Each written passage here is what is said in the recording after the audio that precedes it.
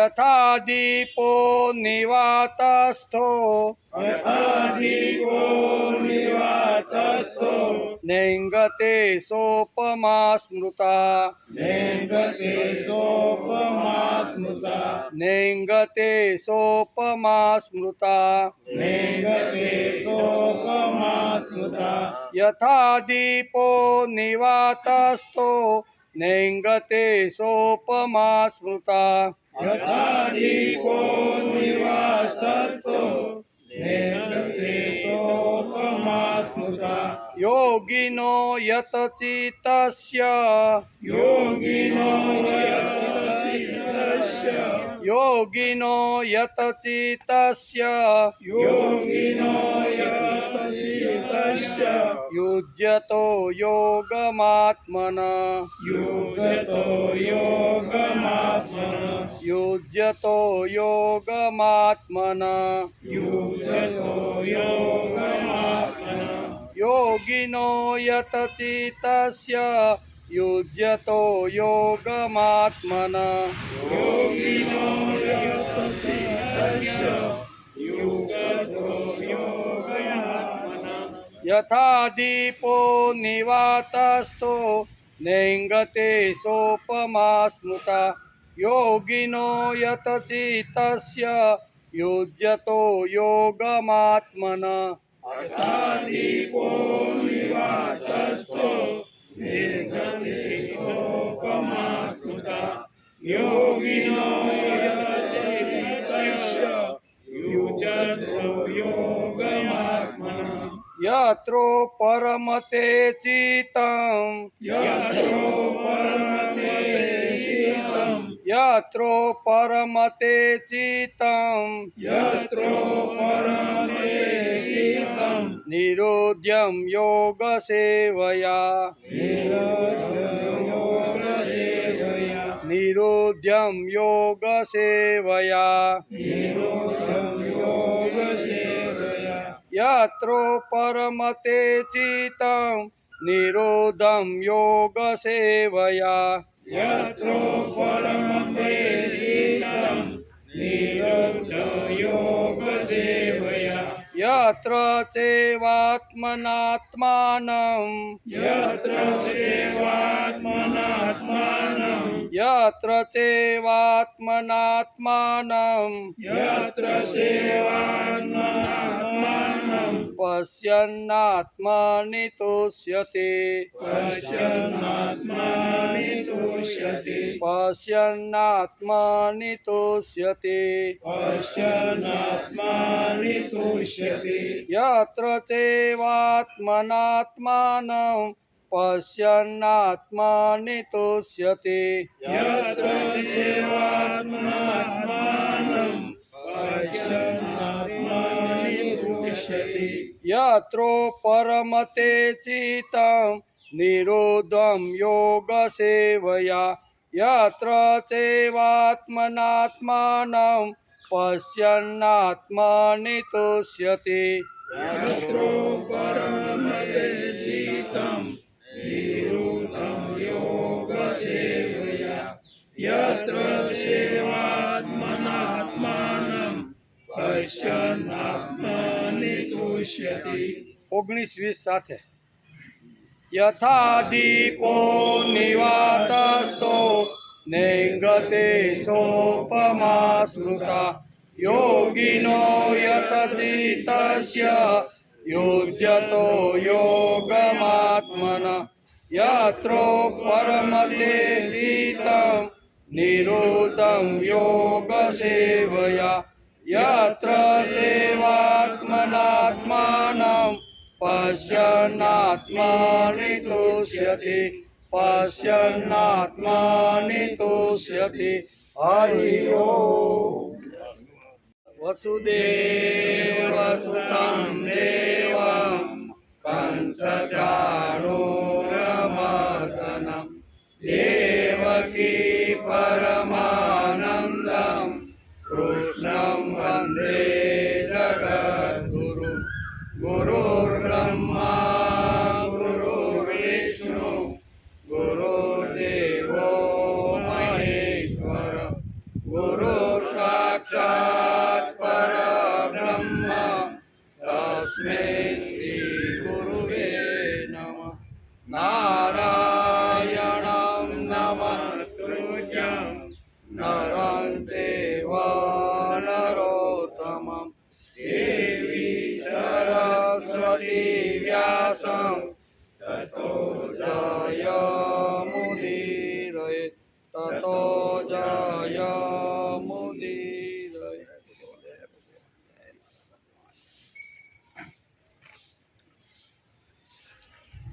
યથા દીપો નિવાતસ્તો નૈંગતે સોપમા સ્મૃતા યોગિનો યતચિતસ્ય યુજ્યતો યોગમાત્મન.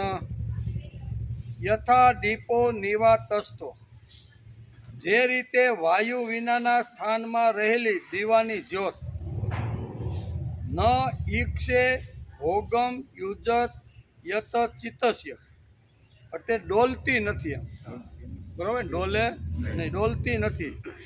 યોગનો અભ્યાસ કરતા વશ કરેલા ચિત્તવાળા યોગીના આત્મન સા ઉપમા સ્મૃતા, એટલે યોગીના ચિત્તની એવી જ ઉપમા કહેવાય છે.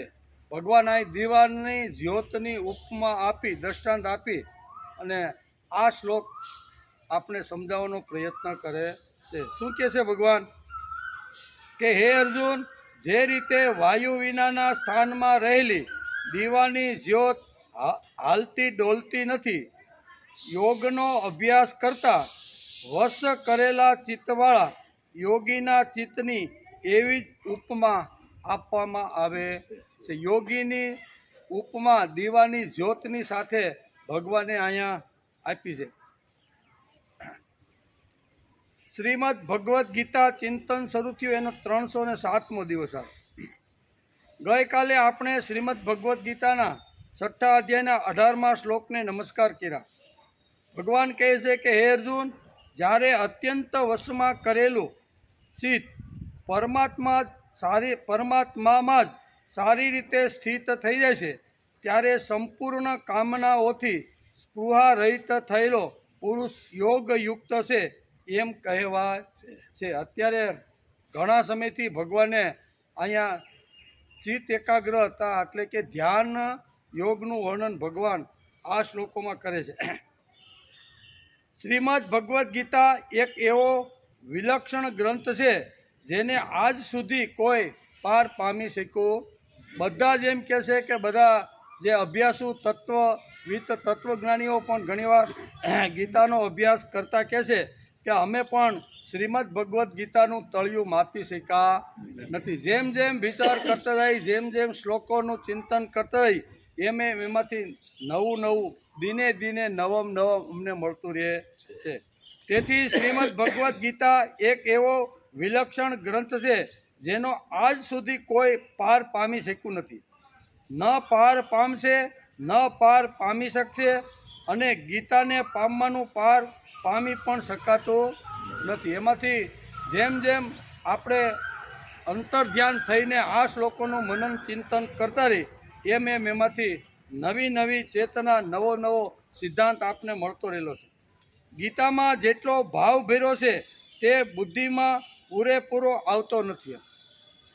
બુદ્ધિમાં પૂરેપૂરો ભાવ આવતો નથી, એટલે કે મનની અંદર અથવા ગીતાની અંદર જે ભાવ ભરેલો છે એ વાંચ્યા પછી પૂરેપૂરો મનની અંદર આવતો નથી. માનો આ કલાક સવા કલાક સુધી આપણે ગીતા ઉપર ચિંતન કરીએ છીએ, તો કલાક સુધી આપણે જે ચિંતન કર્યું એનો પૂરેપૂરો જે ગીતાનો જે ભાવ છે ને એ આપણી બુદ્ધિમાં 100% ફિટ થતો નથી. એકાદ બે પ્રસંગ આપણી બુદ્ધિમાં સ્થિર થઈ જાય, પણ 100% થતો નથી.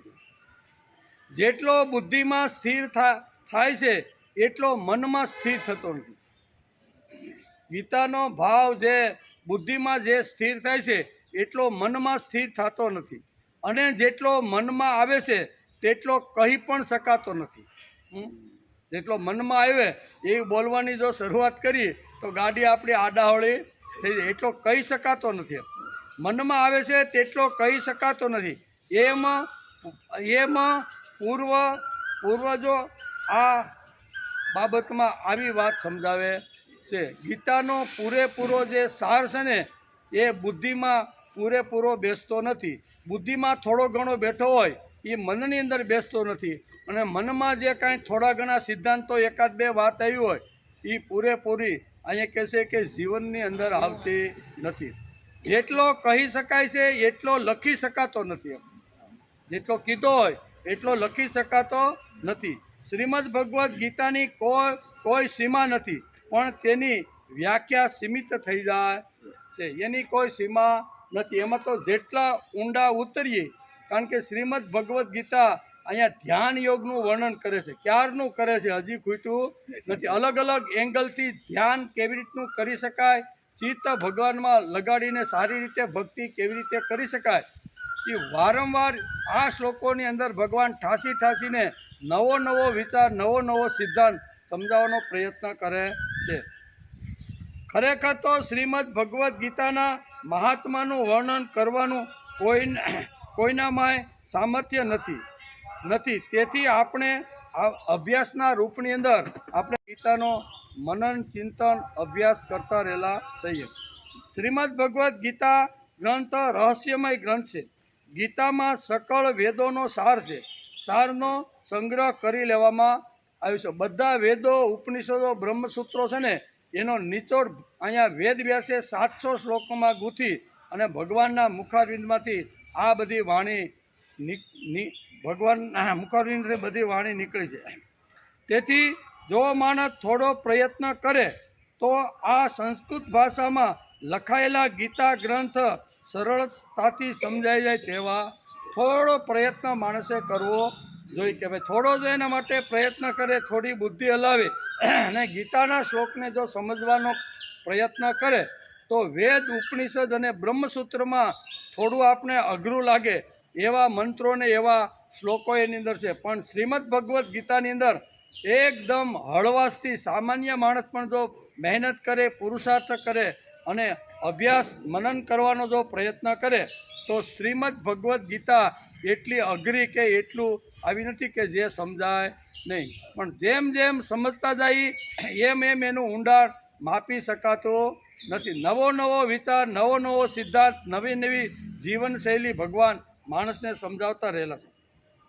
તેથી આપણે 11 વર્ષથી આ વટવૃક્ષ અને પીપળાના સાનિધ્યમાં બેસીને પવિત્ર ગ્રંથનો અભ્યાસ કરીએ છીએ. બરાબર? દર સોમવારે આપણે આવીએ છીએ અને સોમવારથી શુક્ર સુધી 5 દિવસ સુધી આપણે 11 વર્ષ ત્યાં બેઠા છીએ. કેટલા? એમાં મહાભારત પણ લીધું, શ્રાદ્ધ ભાગનો વિચાર કર્યો, ઋષિઓનું સ્મરણ કર્યું, 12 જ્યોતિર્લિંગના જે ઉદ્ભવ સ્થાન છે એ ભગવાન જ્યોતિ તરીકે શા માટે આવ્યા એ બધાનો અભ્યાસ કરતાં મહાભારત વાંચ્યું. વાલ્મીકી રામાયણના 24,000 જે શ્લોકો છે એનો પણ આપણે અભ્યાસ કર્યો. બરાબર ને? મહાભારતના 1,00,000 શ્લોકનો અભ્યાસ કર્યો. આગળ જતાં શ્રીમદ ભાગવતની અંદર 18,000 શ્લોકો, એ 342માં આ બધી વાતો સમજવાનો પ્રયત્ન કર્યો. આમ કરતાં આપણી જે યાત્રા છે ને એ શ્રીમદ ભગવત ગીતા તરફ ગઈ અને 307 દિવસથી આપણે શ્રીમદ ભગવદ્ ગીતાને સમજવાનો પ્રયત્ન કરીએ.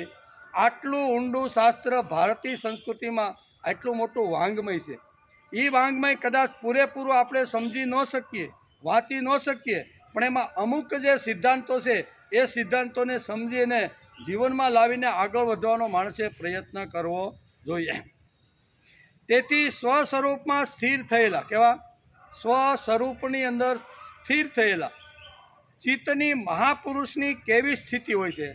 સ્વસ્થિતિમાં સ્થિર થયેલા મહાપુરુષની સ્થિતિ કેવી હોય છે તેને ભગવાને દીપકનું ઉદાહરણ આપીને સમજાવવાનો પ્રયત્ન કર્યો છે. આ શ્લોકની અંદર 19મા શ્લોકમાં 6ઠા અધ્યાયના 19મા શ્લોકની અંદર અહીંયા જે સાધક છે, જે ભક્ત છે, એની આંતર શુદ્ધિ અથવા આંતર સ્વરૂપ કેવી રીતનું પ્રભુ પ્રત્યે છે ને એ દીપકની જ્યોતની સાથે ભગવાને અહીંયા વણીને સમજાવવાનો પ્રયત્ન કર્યો છે. ભગવાને પણ દીવાની જ્યોતનું ઉદાહરણ લીધું છે. કોના માટે? યોગી માટે, જે ભગવાનની સાથે જોડાઈ ગયો છે, સતત સાધના કરતો ચિત્ત જેણે ભગવાનની અંદર લીન કરી દીધું છે એવા મહાપુરુષનું વર્ણન અહીંયા શ્રી ભગવાન અહીંયા દીપક એટલે કે દીવાની જ્યોત સાથે સરખાવીને સમજાવવાનો પ્રયત્ન કરે છે.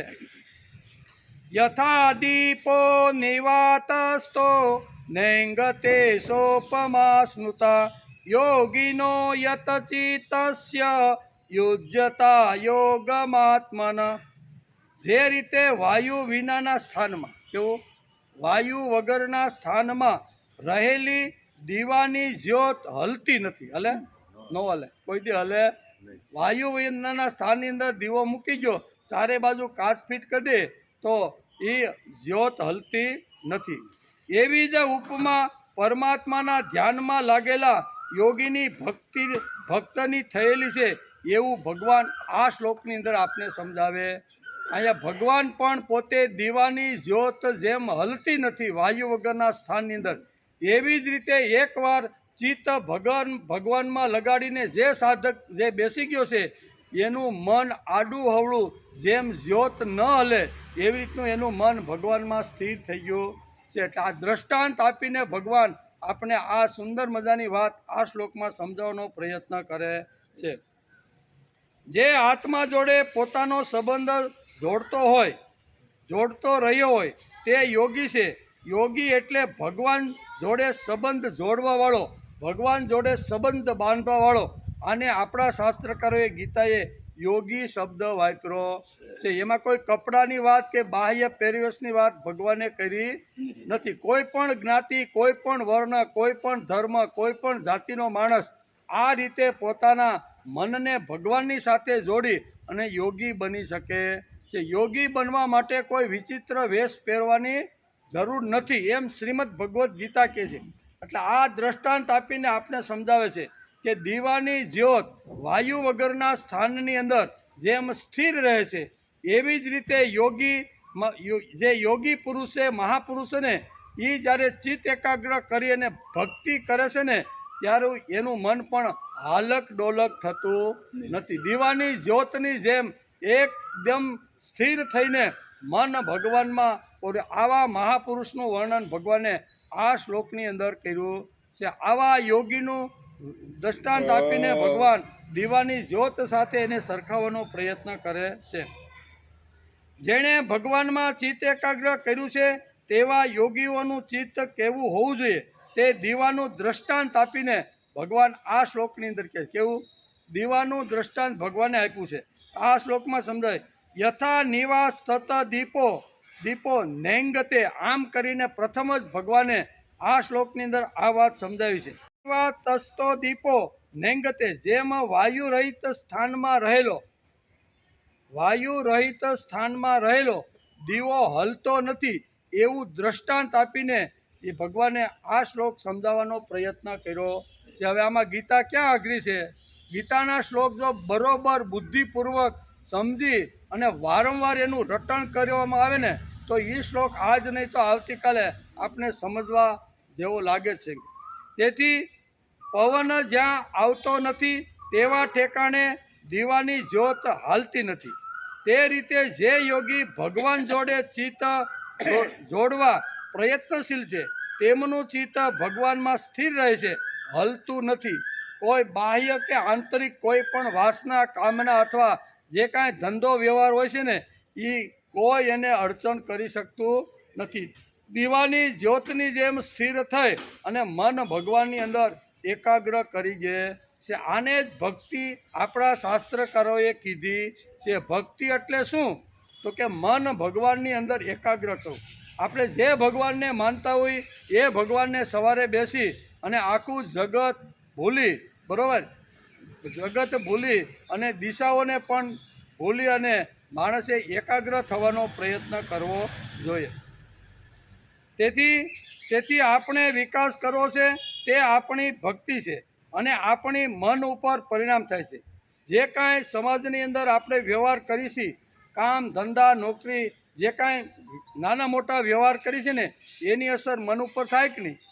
100% મન ઉપર થાય. ને મન ઉપર એકવાર જો અસર થવા લાગે તો એ આપણી ઇન્દ્રિયો ઉપર સીધી અસર થાય. અર્જુનના મન ઉપર એક અસર થઈ કે આવા વડીલો જેના ખોળામાં નાનાનો મોટો થયો છે, જેણે મને લાડ લડાવ્યા, જેણે મોઢામાં કોળિયો પડી જતો હતો એ હાથમાં લઈને પાછો મારામાં મોઢા મૂક્યો, એવા પિતામાં ભીષ્મને હું કેવી રીતે મારું? એક મનની અંદર જો આવી એક શું કહેવાય તીવ્રતમ જો ઈચ્છા પેદા થાય તો એ શરીર ઉપર એની અસર થાય કે ન થાય? પિતામાં ભીષ્મ આવી રીતના મારા વડીલ છે એને હું કેવી રીતના મારું? જેવી રીતે હું તપોની અંદર અભ્યાસ કરતો હતો ત્યારે ગુરુ દ્રોણાચાર્ય મને શસ્ત્ર અને શાસ્ત્ર બંને પ્રકારની વિદ્યા શીખવાડી. સવારમાં વહેલા ઉઠી અને મારી કુટીરમાં આવતા હતા કે બેટા અર્જુન, હવે તારો યોગ સિદ્ધ કરવાનો સમય થઈ ગયો છે. આમ કરીને ફાનસ લઈ અને મને આવી રીતનું તર્કશાસ્ત્રથી માંડીને બધા સંપૂર્ણ શાસ્ત્રનો જેણેમાં અભ્યાસ કરાયો છે, શસ્ત્રનો પણ અભ્યાસ કર્યો છે, એવા ગુરુને હું કેવી રીતે મારું? આમ એક મનની અંદર આવો વિચાર આવ્યો અને એટલે એનું શરીર ઉપર અસર થઈ. શરીર ઉપર શું થાય તો 2 શ્લોકની અંદર અહીંયા બહુ સરસ વેદવ્યાસ પ્રથમ અધ્યાયના 2 શ્લોકમાં અહીંયા અર્જુન ઉપર જે અસર થઈ છે ને એનું વર્ણન ભગવાન કરે છે. ભગવાન નહીં પણ વેદવ્યાસે લખ્યું છે. પ્રથમ અધ્યાયમાં તો ભગવાનની એન્ટ્રી નથી, બીજા અધ્યાયમાં ભગવાનની એન્ટ્રી થાય છે. એટલે વેદવ્યાસ લખે છે કે સિદંતી મમ ગાત્રાણી મુખમ પરિશુષ્યતિ વેપથુસ શરીરે મેં રોમ હર્ષસ જાયતે ગાંડીવમ સંશ્રયત. આવી 8 પ્રકારની અસર એના શરીર ઉપર થવા. એક મન જો નબળું પડે, મનની અંદર એક નબળો વિચાર આવે તો એની અસર ઇન્દ્રિયો ઉપર થાય છે. શું અસર થાય? સિદંતી મમ ગાત્રાણી. અર્જુન કહે છે કે ભગવાન મારા ગાત્રો ઢીલા થઈ ગયા. સિદંતી મમ ગાત્રાણી મુખમ પરિશુષ્યતિ. મારા મોઢાની અંદર જે આવી રીતની જે લાળ જરે છે ને એ મારું મોઢું અંદર જીભ સુકાઈ રહી છે. સિદંતી મમ ગાત્રાણી મુખમ પરિશુષ્યતિ વેપથુસ શરીરે મેં. વેપથુસ એટલે મારા ખભા ઉપર જે ગાંડિયું છે ને એ ધીમે ધીમે સરકી રહ્યું. સિદંતી મમ ગાત્રાણી મુખમ પરિશુષ્યતે વેપથુસ શરીરે મેં રોમ હર્ષસ જાય. મારા રૂવાડા ઊભા થઈ જાય છે, ચામડી બળવા લાગી છે. આવા 8 પ્રકારની અર્જુન ઉપર અસર થઈ છે. તેથી મનને સંભાળવાની વાત શ્રીમદ ભગવદ્ ગીતા ઘણા બધા શ્લોકોથી શરૂઆત કરી છે, બરાબર. કેવી રીતનું ધ્યાન ધરવા માટે બેસવું, ત્યાંથી ભગવાને આ શ્લોકોની એકદમ પરંપરા શરૂઆત કરી છે, બરાબર. દર્ભ રાખવાનો, એની ઉપર મરગજ એટલે કે મૃગનું ચર્મ રાખવાનું, એના ઉપર સરસ મજા ધોયેલા વસ્ત્રો રેશમી કપડું રાખવાનું. આસન એટલું બધું ઊંચું નહીં, આસન એટલું બધું નીચું નહીં. બધી દિશાઓને બંધ કરીને ચિત્ત એકાગ્ર કરવા માણસે બેસો. અહીંથી ભગવાને શરૂઆત કરી હતી અને આ શરૂઆત કરતાં કરતાં ભગવાન અહીંયા સુધી આપણે પહોંચાડવાનો પ્રયત્ન કરે છે. તેથી મનને સંભાળવું, મન મુખ્ય વસ્તુ છે. મનની અંદર એટલી બધી જબરજસ્ત તાકાત છે ને, અહીંયા બેઠા બેઠા પણ આપણે ઘણું બધું ગામડાઓની વાતો મનની અંદર આ ખુરશી ઉપર બેઠા બેઠા ફિટ કરી શકીએ કે નહીં? કરી શકીએ છીએ. આ રોઈણ થઈ ગઈ છે, ખેતી છોકરાઓએ તૈયાર કરી નાખી છે, કેમ થયું છે? રોઈણમાં થઈ જાય તો સારું, બરાબર. આવું અહીં બેઠા બેઠા આપણે હજારો કિલોમીટર, 500-800 કિલોમીટર ચિંતન કરી. એ કોની તાકાત છે? મનની તાકાત. આમાં કાંઈ પેટ્રોલ જોયું? ના ના ભાઈ, પેટ્રોલના ભાવ 1 ને 1 થઈ ગયા છે ને, એટલે પેટ્રોલ વગર તો કેમ મારે હવે ગામડે જવું? એટલે પેટ્રોલ વગર અહીંયા મન એવું બધું ઊભું કરે છે ને, એ મનની તાકાત. આ જો આપણે હજારો વર્ષ એટલે કહેવાનો કે આ બધી વાતો જો આપણા મનમાં ઊભી કરી શકતા હોય તો એક મૂર્તિ મનમાં ન ઊભી કરી શકીએ? જેમ બધી ઘરનું ઘર છે, ભાંગી ગયેલા એક ટાટિયો છે, એવી ખુરશી ઘરમાં મૂકીને તાળું મારીને આવ્યો છું. એ ભાંગેલા ટાટિયાવાળી ખુરશી આપણે યાદ આવે કે નહીં? રસોડા ઉપર ઊંધો ગોળો રાખીને આવ્યો છું, પછી બધી ગ્રીલને બરોબર. આ બધું અહીં બેઠા બેઠા આપણે અહીં જ્યારે આવીને બંધ કરીને, ત્યારે આંખ બંધ કરીને જે વસ્તુ એક ખાટલાનો પાયો તૂટેલો છે એવો પણ ઊભો રાખીને હું આવ્યો. હવે આ બધું આપણે 5-15 કે મહિના પહેલાં આપણે આ બધું કરીને આવ્યા હોય, પણ અહીંયા બેઠા બેઠા ફરીથી આપણે એને યાદ કરીએ. એટલે એમાં પેટ્રોલ જોઈ, 4 વ્હીલ જોઈ, બસમાં જવાની ટિકિટ હાલો બુકિંગ કરી લો, 800 રૂપિયા ભાવ જોઈ, કાંઈ જોતું છે. ભગવાન અહીં મન ઉપર એટલે જ આટલો ભાર છે. ક્યારના ભગવાન આપણી વાહે પીડ્યા છે કે મનને એકાગ્ર કરીને ભગવાનની અંદર આવી રીતની મૂર્તિ મનની અંદર ખડી તમે. તો આ જ ખરી ભક્તિ છે, આ જ ખરું વિજ્ઞાન છે, આ જ ખરું સાયન્સ છે. તેથી આપણી ભક્તિ કેવા પ્રકારની છે તે સમજી લેવું. ભક્તિ આપણી કેવા પ્રકારની છે તે સમજી લેવું છે. સામાન્યતઃ આપણી મનોદશા એટલે કે મેન્ટાલિટી ગોડ ઓફ ફિયરિંગ હોય છે.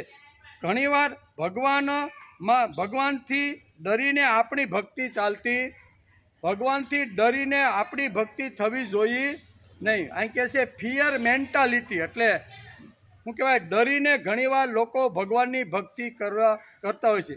એકાદ દિવસ કદાચ દીવો કરતા માણસ ભૂલી ગયો હોય, બેન ભૂલી ગયા હોય, અને બીજા દિવસે જો એના ઘરની અંદર કોઈ છોકરાને તાવ આવ્યો હોય કે માથું દુખ્યું હોય, કાંઈ અગવડ પડી હોય, એટલે બેન સીધો એવો વિચાર કરે કે આજે દીવો કરવાનું ભૂલી ગઈ ને એટલે અમને આને કહેવાય ફિયર એટલે ડરથી કરેલી ભક્તિ. કેવી? માણસની ડરથી નહીં, પ્રેમથી ભગવાનની ભક્તિ કરવી. ડરથી નહીં, હું નહીં કરું તો ભગવાન મારું આટલું નુકસાન કરશે, અને આજે નથી કર્યું એટલે મારા જ ઘરની અંદર ભગવાને આ રોગ મોકલી આપ્યો, એટલે આપણે રોજ કરવું છે. એ ડરથી કરતી થતી રહેલી ભક્તિ છે. એને બદલે ભગવાનને પ્રેમથી માણસે ભક્તિ કરવી જોઈએ. તેથી આપણને જરા દુઃખ પડે કે આપણે ભગવાનને યાદ કરીએ છીએ, આ ભગવાનથી ડરીને ચાલનારા લોકોની મનોવૃત્તિ છે. તેના બદલે આપણી ભગવાન પ્રત્યે પ્રેમ રાખવાની મનોવૃત્તિ હોવી. ભાવથી, પ્રેમથી, આદરથી માણસની ભક્તિ પ્રભુ પ્રત્યેની થવી જોઈએ. તેથી મહાપુરુષો પોતાના સ્તોત્રની અંદર લખે, શું લખે? સુખાવસાને ઇદમેવ સારમ, દુઃખાવસાને ઇદમેવ જ્ઞેયમ, દેહાવસાને ઇદમેવ જાપ્યમ, ગોવિંદ દામોદર માધવેતિ, ગોવિંદ દામોદર માધવેતિ. સુખના સમયે પણ સ્મરણ કરવા જેવી જો કોઈ વાત હોય તો એ ભગવાન જ છે. સુખાવસાને ઇદમેવ સાર. સુખની અંદર આડોડતો હોય, સુખની અંદર પડ્યો હોય, વૈભવની ટોચ ઉપર બેઠો હોય ને તો પણ ભક્તિ કરવા જેવી એક ભગવાનની જ ભક્તિ કરવા જેવી છે. સુખાવસાને ઇદમેવ સારમ, દુઃખાવસાને ઇદમેવ જ્ઞેય. પથારીની અંદર હોય, આર્થિક, સામાજિક, શારીરિક મને જો દુઃખ આવ્યું હોય ને તો એવા સમયે પણ ભગવાનનું સ્મરણ કરવા જેવું જ યોગ્ય છે. સુખાવસાને ઇદમેવ સારમ, દુઃખાવસાને ઇદમેવ જ્ઞેય, દેહાવસાએ ઇદમેવ જાપ્ય. દેહ જર્જરિત થાય અને જવાની જ્યારે તૈયારી થતી હોય, એકાદ બે દિવસમાં પ્રાણ પ્રંખેડું ઉડવાનું હોય, આવી સ્થિતિ જ્યારે આવે ત્યારે પણ દેહાવસાને ઇદમેવ જાપ્ય. દેહ જ્યારે આ જગત છોડીને પરલોક જ્યારે સીધાવે છે ત્યારે સ્મરણ કરવા જેવું શું છે? ગોવિંદ દામોદર માધવેતિ. એના સિવાય બીજો કોઈ રસ્તો નથી. સુખમાં હોય, દુઃખમાં હોય કે જગત છોડીને પરલોકમાં જ્યારે જવાનું હોય ને ત્યારે ગોવિંદ દામોદર માધવેતિ. આ ભક્તિથી થવું જોઈએ, ડરથી નહીં. ઘણીવાર આપણે કાંઈ ઊંધા સતું થઈ ગયું હોય ને ખબર પડે કે આ તો અગરબત્તી કરતાં ભૂલાય કે છે, આજે આમ કરતાં ભૂલાઈ ગયું છે, એટલે ઘણીવાર માણસને આવી શંકા કુશંકા થાય છે. એટલે એનાથી એ ભક્તિ યોગ્ય નથી. ભક્તિ કેવી? ભગવાન તું મને સુખ આપે, મને દુઃખ આપે, અથવા લેવાની પણ જો તું તૈયારી કરતો હોય ને તો આ જ સમયે ભગવાન તું મારો સાથ છે. એટલે આવી ભક્તિ હોય છે. એવી ભક્તિની વાત ભગવાન અહીંયા દીપનું દ્રષ્ટાંત આપીને, ઉદાહરણ આપીને ભગવાન આ શ્લોકની અંદર આપને સમજાવે છે કે દીવાની જ્યોત જેમ વાયુ વગરના સ્થાનની અંદર જેમ સ્થિર રહે છે, એવી રીતે ચિત્ત એકાગ્ર કરવા બેઠેલો સાધક એટલે કે ધ્યાન કરવાવાળો બેઠેલો જે માણસ છે ને, ભક્ત છે ને, એનું મન પણ સ્થિર થઈ અને ભગવાનની અંદર લીન થઈ જાય છે. જેમ જ્યોત લીન થઈ જાય, આડી અવળી આમ તેમ હાલતી નથી, એવી રીતે અહીંયા કે સાધકનું મન આવી રીતનું થવું જોઈએ. અને એ જ યોગી છે અને એ જ મહાપુરુષ છે. એવા મહાપુરુષનું આ દીવાના જ્યોતનું દ્રષ્ટાંત આપીને ભગવાન આ શ્લોકમાં આપને સમજાવે છે. તેથી ગોડ લવિંગ મેન્ટાલિટી હોવી જોઈએ. ગોડ લવિંગ મેન્ટાલિટી એટલે ગોડ એટલે ભગવાન, અને મેન્ટાલિટી એટલે માણસની મનોવૃત્તિ, અને લવિંગ એટલે ભગવાન સાથેનો આત્મીય સંબંધ, ભગવાન સાથેની ભક્તિ, ભગવાન સાથેનો ભાવથી માણસે ભક્તિ કરવી.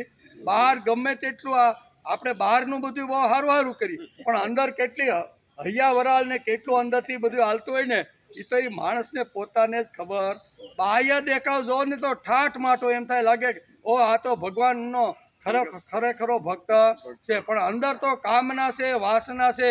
હું જ્યાં જાઉં ત્યાંથી મારી પધરામણી કર્યા પછી મને આટલું તો મળવું જ જોઈએ એવી અંદરની કામના વાસના માણસની ઘણી રીતે હોય છે. તેથી ગોડ લવિંગ મેન્ટાલિટી આ શાસ્ત્રકારો આપણે કહે છે ભગવાન ઉપરના પ્રેમને લીધે આપણી ભક્તિ થવી જોઈએ, ડરને હિસાબે નહીં.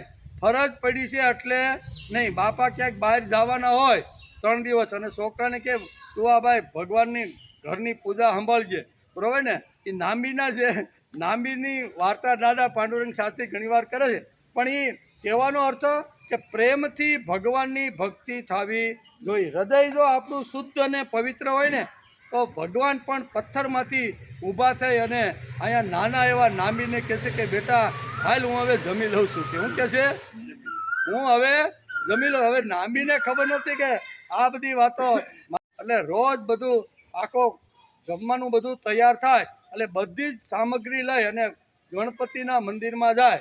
ગણપતિના મંદિરમાં જાય, ભગવાનની આરતી સ્તુતિ ગાલાવાલા 5-15 મિનિટ એના બાપા રોજ કરે અને રોજ કરી અને પાછા બાજુમાં વાડો હતો, વાડામાં ગાયક બાંધી હતી, ત્યાં બધું આપીને પાછા આવે અને નાંબિયા જોવે કે મારા બાપા ગણપતિ બાપાને રોજ આવી રીતની સામગ્રી ધરવા માટે જાય છે. ગણપતિ બાપા જમી લે પછી મારા બાપા રોજ ખાલી થાળી લઈને આવે છે. આ એના મનમાં ફિટ થઈ ગયેલી વાત હતી. પણ સ્તુતિ સ્તોત્ર ગાયા પછી જે કાંઈ ભગવાન પ્રત્યેનો ભાવ હતો ને એ અહીંયા શું કહેવાય ગાયને બધું આપી દેતા હતા. તે નાંબી 3 દિવસ અહીં બાપાને બહાર ગામ જવાનું થયું. બહાર ગામ જવાનું થયું એટલે બાપાએ કીધું નાંબી બેટા અહીં આવની. તો કે શું છે બાપુજી? તો કે હું 3 દિવસ માટે બહાર જવાનો છું. 3 દિવસ સુધી ગણપતિ બાપાને રોજ તારે આ આપણી જે ભોગ સામગ્રી છે ને એ ધરીને પછી આપણે પ્રસાદ તરીકે જમવાનું. પણ બાપા એ તો મારે પાઠશાળા જવાનું, ભણવાનું, લેસન કરવાનું, કેટલું બધું કામ હોય, પણ તારે 3 દિવસ તો બેટા તારે સંભાળવું પડશે. કાંઈ વાંધો નહીં. બાપાની આજ્ઞાનું પાલન કરી અને બાપા તો 3 દિવસ માટે બહાર ગામ ગયા. હવે 12 વાગ્યાનો સમય, સવારે 7 વાગે પાઠશાળામાં જવા માટે નીકળો. 5-7 કિલોમીટર પાઠશાળા એની દૂર હતી ઘરથી, એટલે જવાનું હાલીને આવવાનું હાલીને, બરાબર ને. એટલે પાઠશાળામાંથી છૂટે અને ઘેરે આવે એટલે કડકડતી ભૂખ લાગી હોય. એવી 7 વાગ્યે નીકળેલો 5-7 વર્ષનો નાંબી પહેલાં બીજામાં ભણતો હોય છે, આવી રીતના આવે અને બાએ એને કીધું કે બેટા આ તૈયાર છે ગણપતિના બાપ વાડામાં જા, ત્યાં ભગવાન ગણપતિનું મંદિર છે, એને તું બરોબર જમાડીએ. બા મને ભૂખ લાગી છે, પહેલાં ખાવા દે ની પછી હું દે. એ કે નહીં, ભગવાનને ધર્યા વગર આપણે કોઈ વસ્તુ મોઢામાં મૂકી શકતા નથી. એમ બાએ દીકરાને સમજાવ્યું. એટલે ઈચ્છા નહોતી એની, ભૂખ લાગેલી હતી. પાઠશાળામાંથી આવેલો હતો અને ત્યાં એવા ઉપનિષદના મંત્રો બોલી કંઠસ્થ કરી અને એટલી બધી ભૂખ લાગી હતી, પણ બાની આજ્ઞાનું પાલન કરી એ બધી સામગ્રી બાએ તૈયાર કરી દીધી. એ લઈને નાંબી ગણપતિ બાપાનું વાડાની અંદર નાનું એવું મંદિર હતું ને ત્યાં આવ્યું. ગણપતિ બાપાને આગળ મૂકી સ્તુતિ કરી, સ્તોત્ર બોલ્યો. ભગવાનને કીધું ભગવાન તમે જમી લ્યો, હું પાઠશાળાથી આવ્યો છું, ભૂખ મને બહુ લાગી છે, જ્યાં સુધી તમે નહીં જમો ત્યાં સુધી મારી બા મને જમવા આપશે. આમ કાલાવાલા જે કાંઈ કરવાના હતી ઘણા બધા કાલાવાલા કર્યા. દાદા તો બહુ સરસ વાર્તા કરે છે, પણ એટલો આપણી પણ ટાઈમ નથી અત્યારે. કહેવાનો અર્થ કે આવી રીતના કાલાવાલા થયા. અને આ ગણપતિ તો પથ્થરના હતા ભાઈ. પથ્થરનો કાંઈ ગણપતિ બોલે ખરો? બોલે નહીં. એટલે 1 વાર સ્તુતિ કરી, 2 વાર કરી, 3જી વાર તો હવે એને થોડો કામ ક્રોધ સડતો હોય ને એવું થવા લાગ્યું. અને ભગવાનને એને ચેલેન્જ આવી કે હવે આ છેલ્લી વાર મારી સ્તુતિ છે, સાંભળી લે. વિઘ્નેશ્વરાય વરદાય સુરપ્રિયાય લંબોદરાય સકલાય જગદ્વિતાય નાગાનનાથ શ્રુતિયજ્ઞ વિભૂષિતાય ગૌરીસુતાય ગણનાથ નમો નમસ્તે. આમ કરીને નાંબીએ છેલ્લી વાર સ્તુતિ કરી. હે આંખ ખોલી તો પદાર્થો તો એમને જ પડેલા છે, થાળીમાંથી લેસ માત્ર ઓછું થયું નહીં. ભગવાન મેં તને આવી ચેલેન્જ આપી હતી, હવે તું જમવાનો નથી, પાકું થઈ ગયું. અને તું નહીં જમ ત્યાં સુધી હું ઘેર જવાનો નથી, એ પણ મારું પાકું જ છે. તું જમવાનો નથી એવું મને લાગે છે, એ ત્યાં પાકું કરીને બેસી ગયો સાહેબ. ભગવાનને હું કે 7-8 વર્ષનો નાનો નિખાલસ બાળક છે કે ભગવાન તું પણ અહીં સ્થિર થઈને બેસી ગયો છો, તે પણ નક્કી કર્યું છે કે મારે કાંઈ જમવું નથી. અને મેં પણ નક્કી કરીને આવ્યું છે કે જ્યાં સુધી તું જમીશ નહીં ને ત્યાં સુધી હું ઘરે જવાનો નથી. આમ કરીને હવે તું જો છેલ્લી વાર કહું છું નહીં જમે ને તો માથું પછાડી અને મારા પ્રાણનો હું ત્યાગ કરી દે. એમ કરીને માથું પછાડવા જાય છે ત્યાં ગણપતિ બાપા પ્રગટ થાય.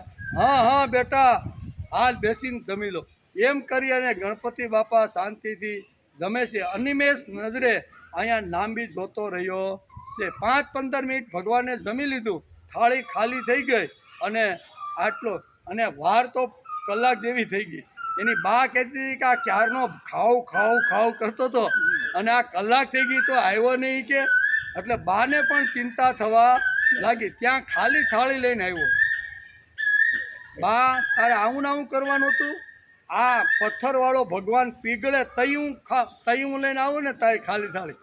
બાને એમ થયું કે આને બહુ ભૂખ લાગી છે, થોડુંક આમ પાઠશાળાથી હાલીને આવ્યો છે ને એટલે ચક્રમ થઈ ગયું છે. એ કે ગણપતિ આવ્યો જમ્યો અને પછી ખાલી થાળી થઈ પછી હું લઈને આવ્યો. એટલે બા ક્યાં ને વધારે તડકો લાગી ગયો લાગે. હું કાંઈ પથ્થરનો ભગવાન કાંઈ આવી રીતનો ખાવા થોડો આવે. 3 દિવસ સુધી આવું ચાલ્યું. 3 તા બાપા આવી ગયા. વાર્તા લાંબી છે. કહેવાનો અર્થ કે જે કાંઈ આપણે ભગવાનને જે કાંઈ ધરીને અથવા ભગવાન પાસે બેસી અને ભગવાનને મન જો અર્પણ કરીને તો એ ભાવથી થવું જોઈએ, બીકથી નહીં. બરાબર કે આ નહીં કરી તો ભગવાન આટલું મારું નુકસાન કરનાર છે એવી કોઈ વાત કરવાની નથી. તેથી આ સમજણ હોય તો જ ચિત્ત એકાગ્ર થઈ શકે.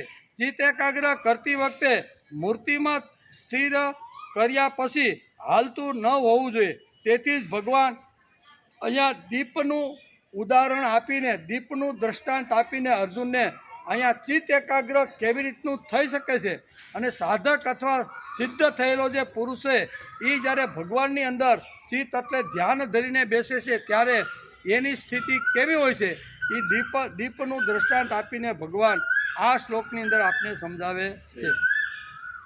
આ શ્લોકમાં ભગવાને એટલે કે બરોબરનું ઉદાહરણ આપી મનની છે. સમાજની અંદર એ કાળમાં ઘણા બધા પદાર્થો ઘણી બધી વાતો હશે પણ ભગવાને અહીંયા દીપને લીધું. બરાબર, દીપ અહીં કહે છે ને કે યથા દીપો નિવાતસ્તો. ભગવાને ઉદાહરણ પણ બહુ સારું લીધું. દીપ એટલે કે દીપનું ઉદાહરણ આપી અને અર્જુનને ભગવાન આ ચિત્ત એકાગ્રતનું મહત્ત્વ સમજાવે છે. તેથી આપણે પણ જે વખતે રોજ તુલસીના ક્યારા પાસે જ્યારે આપણે તુલસી માતાને દીવો લઈને નમસ્કાર કરવા માટે જઈ અને એ દીવાની પાસે બેસીને આપણે પણ બોલીએ. હું બોલીએ? શુભમ કરોતુ કલ્યાણમ આરોગ્યમ ધન સંપદમ શત્રુબુદ્ધિ વિનાશાય દીપ જ્યોતિ નમોસ્તુતે. દીપ જ્યોતિ પરબ્રહ્મ દીપ જ્યોતિ જનાર્દન દીપો હરતુ મે પાપમ દીપ જ્યોતિ નમોસ્તુતે. રોજ કરી કે નહીં તુલસી માતાના ક્યારે અથવા કોઈ પણ વૃક્ષની પાસે જઈ દીવો આપણે પ્રગટાવી ત્યારે 2 હાથ જોડીને ભારતીય સંસ્કૃતિને અંદર આપણા પૂર્વજોએ આપણે આપેલો સંસ્કાર છે. આ સંસ્કાર લઈને આપણે જ્યારે વૃક્ષનું પૂજા કરતા હોય એને દીપ ધૂપ આપીને જ્યારે કરતા હોય ને ત્યારે આપણે બોલીએ છીએ શુભમ કરોતુ કલ્યાણ.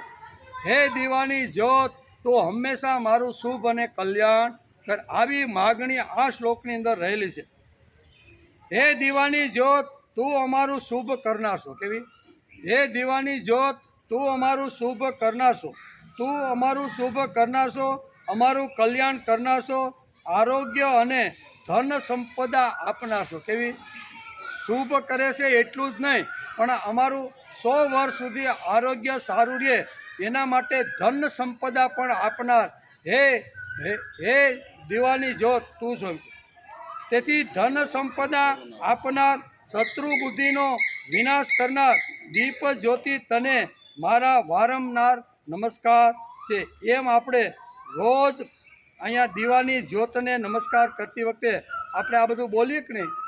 અહીંયા ભગવાન પણ સુંદર મજાનું દીવાનું દ્રષ્ટાંત આપીને અહીંયા સાધકને સિદ્ધિ તરફ અથવા સિદ્ધ તરફ જવાનું કેવી રીતે હોય છે એનું દ્રષ્ટાંત આપીને ભગવાન સમજાવે છે. તું જનાર્દન છે, તું અમારા પાપ હરે છે, તને અમારા વારંવાર નમસ્કાર છે. શુભમ કરો તું કલ્યાણમ આરોગ્યમ ધન સંપદ.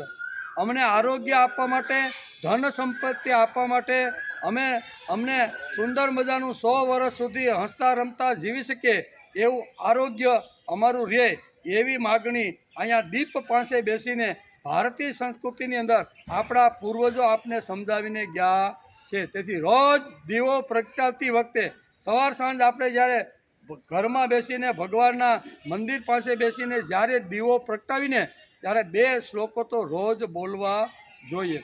તેથી તેથી દીપનું મહત્ત્વ શાસ્ત્રકારોએ પણ વર્ણવ્યું છે.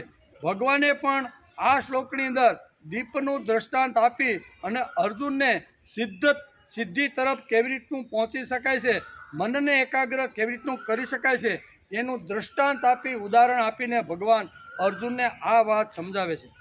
તેથી ભગવાન આ શ્લોકની અંદર પ્રથમ જ કહે છે કે યથા દીપો નિવાતસ્તો. દ્રષ્ટાંત આપ્યું છે. શા માટે દીવાનું દ્રષ્ટાંત આપ્યું છે? ભગવાને એ વખતે ઘણું બધું હશે. ઊંચા પર્વતો છે એ પણ સ્થિર રહેતા હશે કે નહીં? જેમ દીવાની જ્યોત અહીંયા વાયુ વગરના સ્થાનની અંદર જેમ સ્થિર રહે છે, એમ મોટા હિમાલયની અંદર જે પર્વતો આવેલા છે એ નથી સ્થિર રહેતા? સ્થિર રહેશે. પણ એ પર્વતનું ઉદાહરણ ન આપતા ભગવાને અહીંયા દીવાની જ્યોતનું ઉદાહરણ શા માટે આપ્યું એનો પણ ગીતાની અંદર આપણે આ શ્લોક ભગવાને બોલ્યા પછી થોડોક વિચાર કરી લેવો જોઈએ. તેથી ગીતા એક ગુઢ શાસ્ત્ર છે. અંદર જેટલા ઉતરો ને એટલું એમાંથી નવું નીકળતું રહે છે. આપણે પણ કૂવા જૂના કાળમાં ગાળતા, હવે તો બોર આવી ગયા, પણ જૂના કાળની અંદર જેમ જેમ કૂવો ઊંડો ગાળતા જાય ને એમ ધીમે ધીમે હરવાણીઓ ફૂટતી જાય. કેવી? એક ઉત્તરમાંથી આવે, એક પાછો વળી 5 ફૂટ જાવ તો વળી પાછી એક બીજી હરવાણી, આમ હરવાણી આવે રાખે કે નહીં? એમ શ્રીમદ ભગવદ્ ગીતાના એક શ્લોક ઉપર મનન ચિંતન અને જો આવો વિચાર કરીને તો એમાંથી ઘણી બધી સરવાણીઓ ફૂટતી રહેલી છે. તેથી ભગવાન જેવા ભગવાને આજથી 5000 વર્ષ પહેલાં અહીંયા બીજા ઘણા પદાર્થો, ઘણા બધા સમાજની અંદર ઘણું બધું હશે, પણ બધાનું ઉદાહરણ નહીં લેતા ભગવાને અહીંયા દીવાની જ્યોતનું ઉદાહરણ અર્જુનને શા માટે આપ્યું એનો પણ આજે આપણે વિચાર કરી લેવો જોઈએ. તેથી જ્યાં પ્રકાશ આવ્યો ત્યાંથી અંધારું ગાયબ. ભગવાનને એક તો આ લાગ્યું છે. દીવાની જ્યોતનું ઉદાહરણ આપતા ભગવાન અહીંયા અર્જુનને કહે છે કે હે અર્જુન, જ્યાં પ્રકાશ આવ્યો ત્યાંથી અંધારું ગાયબ, અને જ્યાંથી અંધકાર જાય અને ત્યાં જ માંગલ્ય આવે. અંધકાર જાય પછી માંગલ્ય આવે, તો જ માંગલ્ય આવે ને. પેલું અંધકાર હોય એટલે દીવો પ્રગટ કરી એટલે પાછું પ્રકાશ આવે, એટલે અંધકારનો નાશ થયો અને પ્રકાશ આવ્યો, અને પ્રકાશ આવ્યો એટલે માંગલ્ય આવ્યું. એમ આપણું શાસ્ત્ર કહે છે. માંગલ્ય આવ્યું. સર્વત્ર શુભ છે, ત્યાં આરોગ્ય છે, ત્યાં ધન સંપદા છે. બુદ્ધિમાં પ્રકાશ થતાં જ શત્રુની બુદ્ધિ કુંઠિત થઈ જાય. બુદ્ધિમાં એકવાર પ્રકાશ થાય કે આ જગત ભગવાનને બનાવેલું છે, કોઈ નાનો નથી, કોઈ હલકો નથી, કોઈ મૂર્ખો નથી, કોઈ આવી રીતનો નથી. એ માણસના મનની અંદર એકવાર જો જ્ઞાન થઈ જાય, બરાબર ને, તો અંદર બેઠેલા કામ, ક્રોધ, લોભ, મોહ, માયા અને મચ્છર, આ જે ષડ રીપુઓ છે ને, એ ષડ રીપુઓ માણસના મનમાંથી ઊભી પૂંછડીએ ભાગવા માંડે. એકવાર જ્ઞાનની જ્યોતિનો પ્રકાશ માણસની બુદ્ધિ ઉપર પડે તો શું થાય? તો કે અજ્ઞાન છે, વેમ છે, પાખંડ છે, લોકો હલકા છે, એવી જે વૃત્તિ આપણા મનની અંદર હોય ને, એ મનની અંદર રહેલી વૃત્તિ બધી સમાપ્ત થઈ જાય છે. તેથી શત્રુનો વિનાશ નિશ્ચિત બને છે.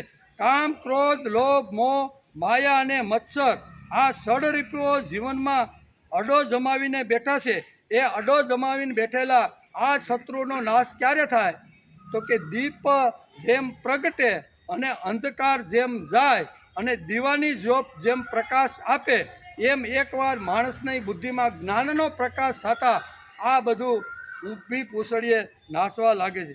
તેથી ભગવાન કહે છે યથા દીપો નિવાતસ્તો, નિવાસ કરે, જ્યાં દીવાની જ્યોત નિવાસ કરે છે ત્યાં કોઈ દી અંધકાર ટકતો નથી. અંધકાર ક્યારે જાય? એને ઉલેસવાથી જાય.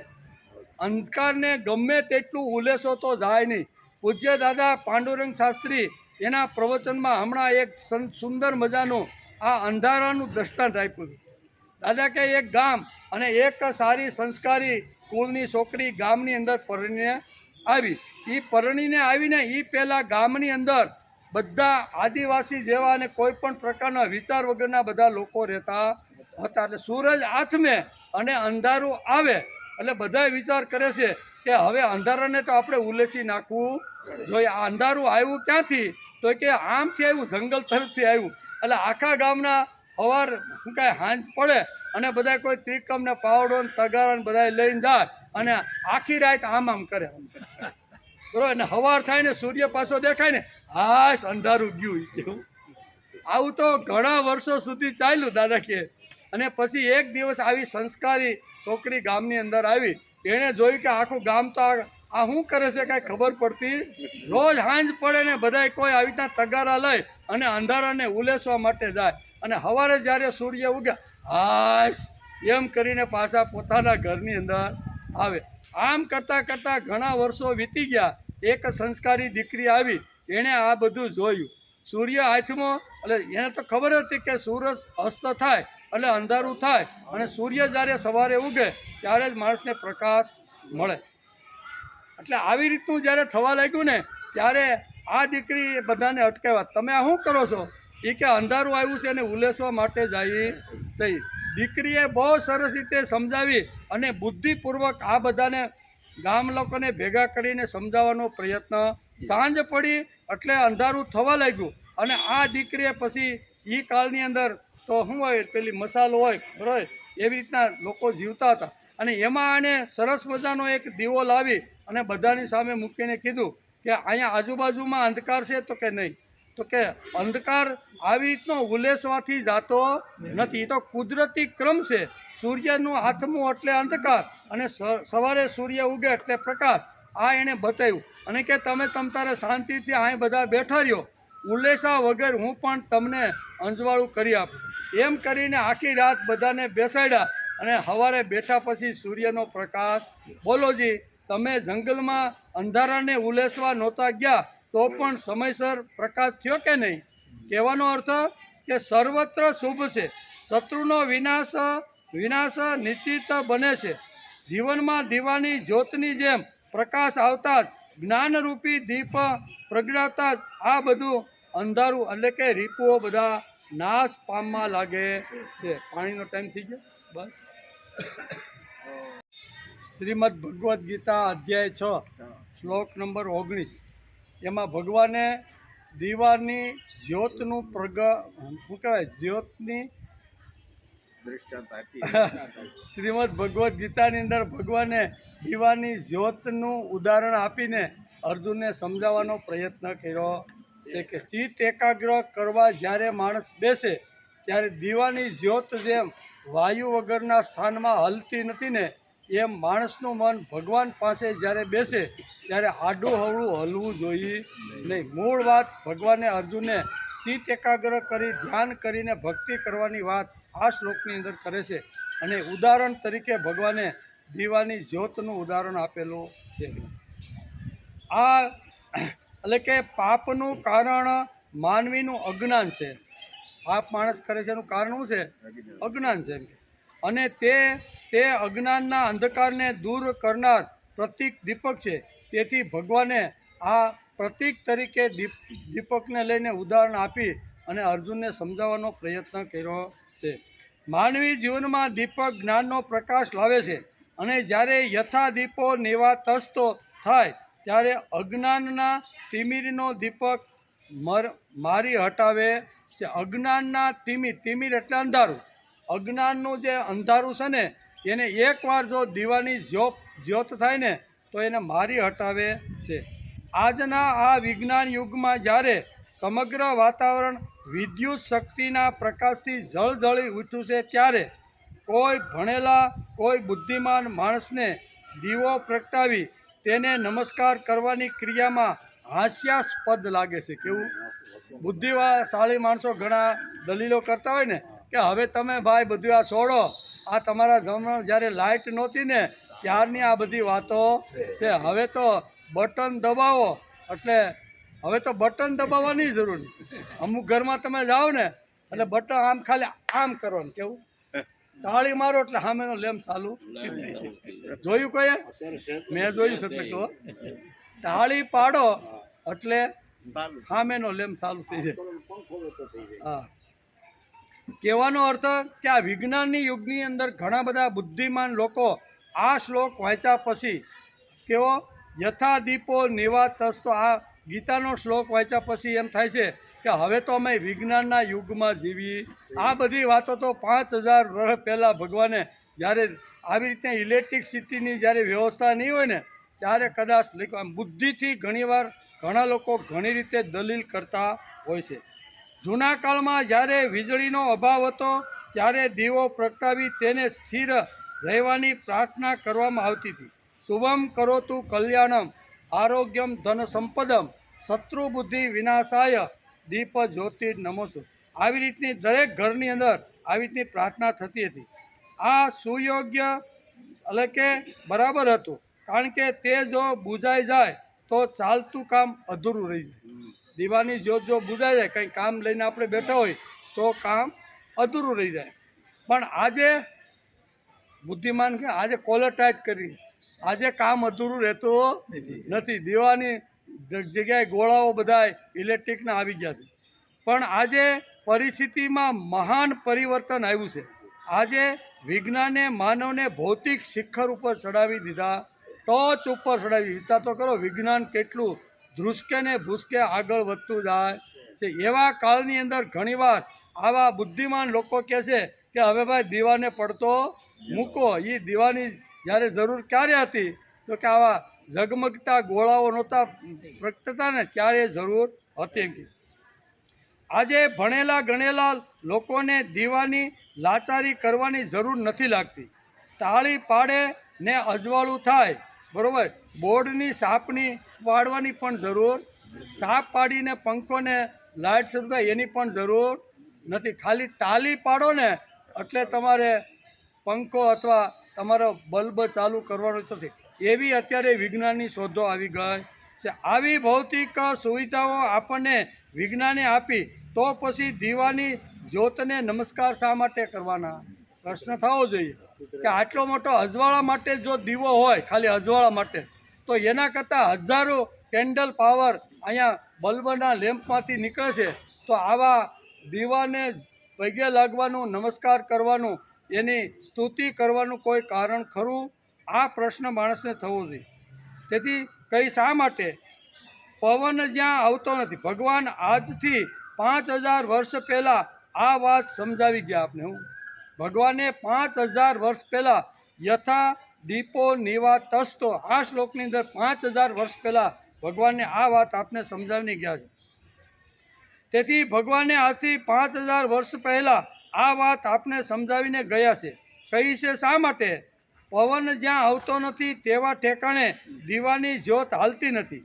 તે રીતે જે યોગી ભગવાન જોડે જોડાતા પ્રયત્નશીલ થતા આવું ઉદાહરણ આપીને ભગવાને અહીંયા સાધકને એક વાત સમજાવી છે. જેને સિદ્ધિ પ્રાપ્ત કરવાની છે, જેણે ચિત્ત એકાગ્ર કરી અને ભક્તિ કરવાની છે ને, એવા લોકો માટે ભગવાને આ દીવાની જ્યોતનું ઉદાહરણ આપીને આ શ્લોકમાં સમજાવવાનો પ્રયત્ન કર્યો છે. ભગવાને પણ દીવાની જ્યોતનું દર્શન આપ્યું છે. તેમ આપણા પૂર્વજો દીપ દર્શનને પ્રાધાન્ય આપતા હતા. જૂના કાળમાં આપણા પૂર્વજો પણ, બરાબર, ભલેની ગમે તેટલી પેટ્રોમેક્સ પેટાવેલી હોય પણ દીવાનું મહત્ત્વ આપણા પૂર્વજો સારી રીતે સમજતા હતા એમ કે. તેની પાછળ ઘણી ઊંડી સમજણ અને કૃતજ્ઞતાની ભાવના રહેલી છે. એની પાછળ ઘણી બધી આવી ભાવનાઓ રહેલી છે. ખાલી દીવો પ્રકાશ આપે છે એટલું જ નહીં. ઘણા કહે ને ભાઈ જેમ દીવો પેટાવો અને પ્રકાશ તમને આપે એમ અમે લાઇટના ગોળાની સ્વિચ પાડી અને અમને આવી રીતનો આપે છે. પણ એ બંનેમાં ફરક છે. સૂર્યનો જે પ્રકાશ આપણને જે પ્રકાશ આપે છે એ અને ઇલેક્ટ્રિક દ્વારા આપણને જે બલ્બનો પ્રકાશ મળે છે એ બેમાં હાથી ઘોડાનો ફરક છે. પણ બુદ્ધિમાનોને બુદ્ધિ હલાવી નથી અને ખાલી દલીલો કરી અને ઘણીવાર આવી રીતની ભાવનાશીલ પ્રજાને ઊંધે રસ્તે ચડાવવાનું ઘણીવાર બુદ્ધિમાન લોકો કામ કરતા હોય છે. અહીંયા આપણને ખબર છે કે દીવાની જ્યોત જે છે અથવા સૂર્યનો જે પ્રકાશ છે એ માણસને કાંઈક અવનવું દીવાની એટલે કે બલ્બના ગોળા કરતાં કંઈક ઘણું વધારે આપે છે. સૂર્ય પ્રકાશ આપે છે, એની સાથે સાથે આપણને શક્તિ પણ આપે છે. શું આપે છે? આપણને બધાને ખબર છે, ખેડૂત છે એટલે ખબર છે કે જે છાયાની અંદર આપણે કોઈ પણ વસ્તુ વાવીએ, કોઈ પણ શાકભાજી કે કોઈ પણ ફળફળાદી વાવીએ તો જ્યાં સૂર્યનો પ્રકાશ પડતો નથી ને ત્યાં વનસ્પતિનો વિકાસ થતો નથી. એનો અર્થ શું થયો? એનો અર્થ એવો થયો કે સૂર્ય ખાલી પ્રકાશ નથી આપતો, એ પણ શક્તિ આપે છે. અને એ શક્તિના પ્રભાવથી અહીંયા ફળ ફૂલની અંદર આવી રીતના ફળ ફૂલ બધું આવતું રહેલું છે. એવી રીતે ચંદ્રમાં પ્રકાશ આપે છે. તેથી ભગવાને ગીતામાં કહેવું પડ્યું કે પુષ્ણામી સૌષધિ સર્મા સોમો ભૂતવા રસાત્મક. આ છોડની અંદર જે રસ ભરેલો છે ને એ હું ચંદ્રનો પ્રકાશ થઈ, ભગવાન પોતે કહે છે કે ચંદ્રનો પ્રકાશ બની અને હું પૃથ્વી ઉપર આવી રીતનો એક ઠંડો આવી રીતનો પ્રકાશ પાથરું છું, જેને લીધે ઔષધિની અંદર રસકસ ભરાઈ જાય છે. પુષ્ણામી સૌષધિ સર્વ 15મો અધ્યાય વાંચી લેજો, એમાં ભગવાને બહુ સ્પષ્ટતા લખી. પુષ્ણામી સૌષધિ સર્વ સોમો, સોમો એટલે ચંદ્ર, સોમો ભૂતવા રસ ભરું છું. ભગવાન કે ચંદ્રનું રૂપ ધારણ કરી અને એકદમ શીતળ આવી રીતનો પ્રકાશ આપી અને ફૂલની અંદર ફળની અંદર રસ ભરવાનું કામ હું કરું છું. તેથી એનું પણ મહત્ત્વ છે. જેટલા સૂર્યપ્રકાશનું મહત્ત્વ છે એટલું ચંદ્રનું પણ મહત્ત્વ છે, એવું ગીતાની અંદર ભગવાને લખ્યું છે. તેથી આ વિજ્ઞાન યુગની અંદર વિદ્યુત શક્તિના આ યુગમાં પણ ઘીનો દીવો પ્રગટાવી અને આપણે બોલીએ છીએ. નમસ્કાર કરવાની તેટલી જરૂર છે. દીવો અંધકારની આસપાસ તેજના વર્તુળ નિર્માણ કરે છે. ઘીનો દીવો પોતાની મંદ મંદ બળતી જ્યોતથી માનવને આત્મજ્યોતિનો ખ્યાલ આપે છે. જેમ બહાર દીવાની જ્યોત આવી રીતની જળે છે એમ અંદર પણ પ્રકાશ થવો જોઈએ. એટલે કે અંદરની જ્યોતની આત્મજ્યોતિનો પણ ખ્યાલ આપે છે. વળી એક દીવો સહસ્ત્ર દીવાઓને પ્રગટાવી શકે. દીવો હોય બરાબર, અને આપણે 5-25 દીવા જો પ્રગટાવવાનો હોય તો એક પ્રગટી હોય તો બીજો, પાછા બીજા બે એમ કરીને આ બધા દીવા પ્રગટાવી શકાય કે નહીં? પણ બલ્બ માનો 25 લાઇનમાં ગોઠવો હોય અને 25 બલ્બ લાઇનમાં ગોઠવો હોય અને પછી કે ભાઈ તમે એક બલ્બ બીજા બલ્બોને પ્રકાશિત કરો તો થાય? બીજા બલ્બોની લાઇટ પાડવી પડે, ત્રીજા બલ્બો અહીંયા પણ એનો સ્વિચ પાડવી પડે કે નહીં? ત્યારે આ બધા બલ્બો પ્રકાશિત થાય છે. દીવાની જ્યોત શું કરે છે ભાઈ? વગર આવી રીતની સાપ પાડ્યા વગર એક જ્યોત બીજી જ્યોતને પ્રગટ કરી શકે છે. દીવાનું મહત્ત્વ એટલે છે, ખાલી પ્રકાશ આપે છે એટલું નહીં, પણ એક જ્યોત બીજી જ્યોત બાસી પ્રગટાવી શકે છે. એ તાકાત દીવાની જ્યોતની અંદર છે.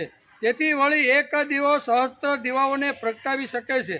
વિદ્યુતનો બલ્બ આ કરી શકતો, એમાં ગમે તેટલો 100 કેન્ડલ પાવર હાલતો હોય ને તો પણ આ ન કરી શકે. એના માટે તો અલગથી સ્વિચ પાડો તો જ બીજો લેમ્પ શરૂ અહીં પાડવાની જરૂર નથી. તેથી જ ભગવાને 5000 વર્ષ પહેલાં દીપનું મહત્ત્વ સમજાવ્યું છે અને દીપનું ઉદાહરણ આપીને અર્જુનને ભગવાને આ ભક્તિનો માર્ગ બતાવ્યો છે. ભક્તિનો માર્ગ એટલે ધ્યાન ધરવું. કોનામાં ધ્યાન ધરવું? તો કે ભગવાનની અંદર. ભગવાનની અંદર શા માટે ધ્યાન ધરવાનું? તો કે મારા મનની શુદ્ધિ માટે. મનનું જો શુદ્ધિકરણ કરવું છે, મનને જો પવિત્ર બનાવવાનું છે, મન આખા 24 કલાક આખા જગતમાં ફરે ત્યારે આઘાત અને પ્રત્યાઘાતો એ મન ઉપર થાય. લેવું નહીં લેવું, જાવું નહીં જાવું, કરવું હતું ને ન થયું, આવા અનેક પ્રકારના આઘાતો આપણા મન ઉપર થાય છે. આઘાત અને પ્રત્યાઘાત થયેલું જે મન છે એ દૂષિત થઈ જાય છે. એ દૂષિત થયેલા મનને જો પાછું શુદ્ધ અને પવિત્ર કરવાનું હોય ને તો એ મનને પાછું ભગવાનની મૂર્તિની અંદર જબોળવું જોઈએ. આ બધી જ વાતો દીપ આપને સમજાવે છે. તેથી માણસે દીવા પાસેથી આ પ્રેરણા લેવી જોઈએ. હું પણ પ્રકાશિત થઈશ અને બીજાને પણ પ્રકાશિત કરવાનો પ્રયત્ન. બલ્બ આ વિચારી શકતો નથી. દીવાની જ્યોત જેમ આપણે સંકેત કરે છે કે એક દીવામાંથી બીજો દીવો પ્રગટાવી શકાય છે, એમ મારી અંદર જો અજ્ઞાનરૂપી અંધકાર ગયો હોય અને જ્ઞાનરૂપી જો પ્રકાશ થયો હોય તો એ પ્રકાશને બીજાના જીવનમાં એ પ્રકાશ ઊભો થાય એ માટે માણસે પ્રયત્ન કરવો જોઈએ. પોતાની જાતને બાળીને જગતને પ્રકાશ આપવાની પ્રેરણા દીવો આપણને આપે. દીવો ખલાસ થઈ જાય, વ્હાઈટ હોય ઘી નાખતા રહી અને ખલાસ. પોતાની જાતને ખલાસ કરી અને માનવ જાતને પ્રકાશિત કરવાનો આ ગુણ દીવાની જ્યોતની અંદર છે. પોતાની જાતને બાળીને જગતને પ્રકાશ આપવાની પ્રેરણા દીવો આપણને આપે છે. તેથી દીપનું ઉદાહરણ ભગવાને આ શ્લોકની અંદર આપ્યું. ઉદાહરણ તો ઘણા બધા આપી શકાય. પ્રકૃતિની અંદર અથવા સમાજની અંદર સૃષ્ટિમાં ઘણી બધી એવી વાતો છે કે એનું ઉદાહરણ ભગવાન 5000 વર્ષ પહેલાં ગીતાની અંદર આ આપી શકે. પણ આ દીવાનું ભગવાને ઉદાહરણ શા માટે આપ્યું? દીપનું ઉદાહરણ શા માટે આપ્યું? કે એક જ જ્યોતમાંથી હજારો બીજી જ્યોતો પ્રગટી શકે. હું જો જ્ઞાની હોય, મારી અંદર જો સારી વાતો હોય તો સારી વાતો સમાજના અંતિમ માણસ સુધી લઈ જવાનું કામ. જેમ દીવો એક જ જ્યોતમાંથી બીજી જ્યોતને પ્રગટાવે છે, એમ એક માણસ બીજા માણસની અંદર પ્રભુનો પ્રેમ ઊભો કરી શકે છે. તેથી માણસે પણ જગતમાંથી અંધારું હટાવવા, અજ્ઞાન દૂર કરવા તેમજ દેવી વિચારોનો પ્રકાશ પાથરવા અખંડ બળતા રહેવું. દીવો જેમ બળીને બીજાને પ્રકાશ આપે છે એમ આપણે પણ થોડું ઘણું બળીને સમાજની અંદર જ્યાં અંધારું છે, જ્યાં વેમ છે, જ્યાં પાખંડ છે, જ્યાં આવી રીતના ચમત્કારથી લોકોને આવી રીતનું બધું કરે છે એવા સમાજમાં જઈ અને ત્યાં પણ જ્ઞાનની જ્યોત પ્રગટાવી અને એને પણ પ્રકાશમાં લઈ જવાનો પ્રયત્ન કરવો જોઈએ. આવી જીવન દીક્ષા ભગવાન દીપનું ઉદાહરણ આપીને અર્જુનને સમજાવતા રહ્યા. દીપનું ઉદાહરણ આપીને ભગવાન આ શ્લોકની અંદર અર્જુનને આ વાત સમજાવે છે. અખંડ દીવાની પાછળ માનવીએ પ્રભુ કાર્ય માટે અખંડ બળતા રહેવું જોઈએ. તેવી રીતે નવરાત્રિ આવે અને માતાજીનું સ્થાપન ઘરમાં આપણે કર્યું હોય અને 9 દિવસ સુધી 10 દિવસ સુધી જેમ આપણે અખંડ જ્યોત રાખીને એ જ્યોતને આપણે બુઝાવવા દેતા નથી. એ જ આપણે સમજાવે છે. શું છે કે અખંડ દીવાની જ્યોત પાછળ માનવીએ પ્રભુ કાર્ય માટે અખંડ બળતા રહેવું. બળવું અને પછી શાંત થઈ જવું એવું નહીં. જ્યાં સુધી માનવનું કલ્યાણ આવી રીતનું થાય ત્યાં સુધી માણસે જીવવાનો પ્રયત્ન કર્યો. પછી મંદિરના ગભારામાં પ્રકાશ પાથરી અખંડ દીવો સ્થિર રહીને લોકોને સતત ઈશ્વરાભિમુખ રાખવા સમજદાર માનવે આ બળવું જોઈએ. એટલે કે આપણે ભગવાનના ગભારામાં જઈ અને ત્યાં આવી રીતની જ્યોત જોઈ તો એ જ્યોત પણ માણસને આ સંદેશો આપે છે. સૂર્ય અસ્ત થતાં સર્વત્ર ગાઢ અંધકાર પ્રસરે છે. અંધકારના ઓળાઓને પ્રકાશિત કોણ કરશે? દાદા ઘણીવાર દ્રષ્ટાંત આપે કે આવી રીતનો સૂર્ય જ્યારે અસ્તકળાએ જ્યારે પહોંચ્યો અને અંધારાની ધીમે ધીમે શરૂઆત થઈ, બરાબર, ત્યારે સૂર્ય સમાજના અનેક લોકોને કહેશે કે ભાઈ 8-10 કલાક સુધી હું અસ્ત થઈ જવાનું છું, તો મારી જગ્યાએ તમે કોઈ પ્રકાશ આપીને પૃથ્વીને જળ હળતી રાખવાનો પ્રયત્ન કરો. આમ દ્રષ્ટાંત રૂપે અથવા વાર્તાના રૂપે દાદા પાંડુરંગ શાસ્ત્રી કહેશે કે સૂર્ય કોઈ વિદ્વાનોની પાસે ગયા અને વિદ્વાનોને કીધું કે ભાઈ 8-10 કલાક મારી ગેરહાજરી રહેવાની છે, એટલે આ જગત ઉપર અંધારું પથરાઈ જવાનું છે, તો તમે તો વિદ્વાન છો, તમે તો જ્ઞાની છો, તમે તો બુદ્ધિમાન છો, તેથી 8-10 કલાક મારું કામ કરવા માટે તમે આવી રીતે દીવાની જ્યોતની જેમ તમે ઉભા.